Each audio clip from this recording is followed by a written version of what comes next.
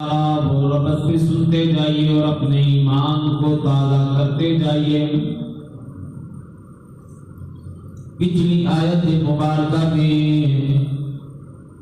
دنیاوی معاملات کا ذکر کیا گیا، لین دین، تجارت، قرض لینا، قرض دینا، ان معاملات کا ذکر کیا گیا۔ اب آخر کے اندر اللہ رب العزت توحید کو بیان فرما رہے ہیں، للہ ما فی السماوات وما فی الارض۔ اللہ رب العزت توحید کو بیان فرما رہے ہیں، اشارہ اس بات کی طرف کیا جا رہا ہے کہ ان دنیا والے معاملات، لین دین، قرض کا لینا، قرض کا دینا، تجارت کا کرنا، ان دنیا کے معاملات کے اندر مشغول ہو کر اللہ رب العزت کی توحید کو بھول نہ جانا، بلکہ یہ سبق یاد رکھنے اور یاد کروانے کے لیے ہم دوبارہ آخر کے اندر اللہ کی توحید کو بیان کرنے لگے ہیں اور ارشاد فرمانے لگے ہیں، للہ ما فی السماوات وما فی الارض۔ اسی کے لیے گئے، اللہ ہی کے لیے گئے، ما فی السماوات وما فی الارض، جو کچھ آسمانوں میں ہے اور جو کچھ زمین میں ہے، للہ، وہ اللہ ہی کے لیے ہے۔ آسمانوں کے اندر ڈھکا چھپا، نظروں سے پوشیدہ جو کچھ بھی ہے وہ تیرے پروردگار کے لیے، اور وما فی الارض، اور جو کچھ زمین کے اندر ڈھکا چھپا یا زمین کے اوپر موجود ہے وہ بھی تیرے پروردگار کے لیے۔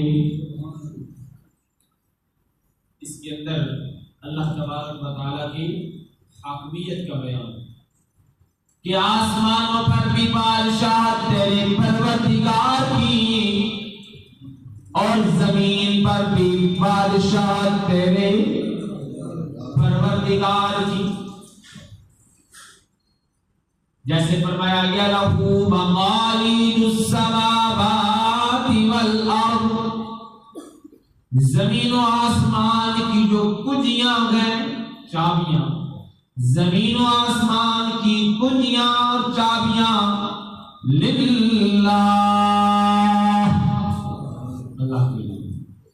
یہاں پر فرمایا، للہ ما فی السماوات وما فی الارض، آسمانوں میں جتنی مخلوقات ہیں، جتنے چرندے پرندے آسمان کے نیچے، زمین کے اوپر، للہ، ان کے اوپر حاکمیت کس کی چلتی ہے؟ اللہ ہی کی چلتی ہیں۔ آسمانوں کے اوپر فرشتے ہیں، ان کے اوپر بھی حاکمیت اللہ کی چلتی ہیں۔ جو میرے پروردگار نے جنت بنا رکھی، اس جنت کے اندر حور و قصور بنا رکھی ہیں، ان حور و قصور اور غلمان کے اوپر بھی بادشاہ چلتی ہے تو تیرے پروردگار کی چلتی ہے۔ للہ ما فی السماوات۔ اب تھوڑا آسمان سے نیچے آ جائیے، بلکہ تھوڑی سی ایک آیت مثال پڑھ دوں نا کہ آسمانوں پر فرشتے موجود ہیں، فرشتے آسمانوں پر موجود اور بڑی قدرت اور طاقت والے فرشتے ہیں، بڑے قوی اور مضبوط فرشتے ہیں۔ کتنے مضبوط فرشتے ہیں؟ ذی قوت عند ذی العرش مکین مطاع ثم امین۔ اتنی قوت والا فرشتہ ہے کہ اپنے پر کی نوک دیتا گئے تو پوری کی پوری بستی کو اٹھا لیتا ہے. اتنی قوت والا، اتنی قوت والا، اتنی طاقت والا، اتنا بڑا فرشتہ گئے کہ محمد رسول اللہ صلی اللہ علیہ وآلہ وسلم دیکھتے ہیں تو آپ کے اوپر غشی طاری ہو جاتی ہے، بے ہوش ہو جاتے ہیں، گر پڑتے گئے. جب ہوش آتا گئے تو پوچھتے جبرائیل یہ کیا؟ زمین سے لے کر آسمان تک جتنا بھی خلا تھا وہ سارے کا سارا تو نے پورا اور بھر دیا تھا. جبرائیل امین جواب دیتے ہیں یا رسول اللہ آج تو ابھی میں نے صرف 2 پر کھولے ہیں جس کی وجہ سے میں زمین سے آسمان تک، شمال سے جنوب تک سارے کا سارا میں نے خلا بھر دیا تھا. اور میرے پر جو ہے نا میں نے اپنے صرف 2 پر کھولے ہیں، کل میرے 600 پر ہیں. ذی قوت، بڑی ہی قوت والا فرشتہ ہے، بڑی ہی طاقتوں والا فرشتہ ہے. پوری بستی کو زمین سمیت اٹھا کر آسمان کی بلندیوں پر لے جاتا ہے، وہیں سے الٹا کر دیتا ہے. ذی قوت، اتنی قوتوں والا، اتنی طاقتوں والا فرشتہ ہے.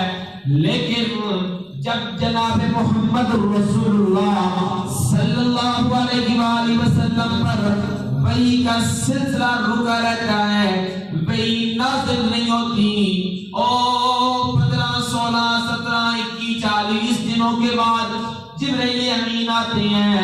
جبرائیل امین سے پہلا سوال جو کیا جاتا ہے محمد عربی کی طرف، جبرائیل یہ بتا کہ اتنے دن تو کیوں نہیں آیا؟ جبرائیل جواب دیتا ہے جب تک حکم ربانی نہ ہو میں پر نہیں مار سکتا. لا یعصون اللہ ما امرهم ویفعلون ما یؤمرون. میری اتنی ہمت نہیں ہے، میری اتنی طاقت نہیں ہے، میری اتنی اوقات نہیں ہے کہ میں رب العالمین کی ذات کے سامنے اور اس لم یزل لم ابد ذات کے سامنے کوئی ایک رتی برابر بھی اس کی حکم عدلی کروں، اس کا حکم نہ مانوں. لا یعصون اللہ، لا یعصون اللہ، لا یعصون اللہ. میں اس پروردگار کی نافرمانیاں نہیں کر سکتا. اے محمد عربی میں تیرا دکھ بھی دیکھ رہا تھا، میں تیری پریشانیاں بھی سمجھ رہا تھا، تیرا پریشان ہونا، تیرا بار بار میرے انتظار کے اندر رہنا. لیکن میرا محمد عربی جب تک مجھے پروردگار کی طرف سے حکم نہ ملتا میں بھی زمین کے اوپر نہیں آ سکتا تھا. لا یعصون اللہ.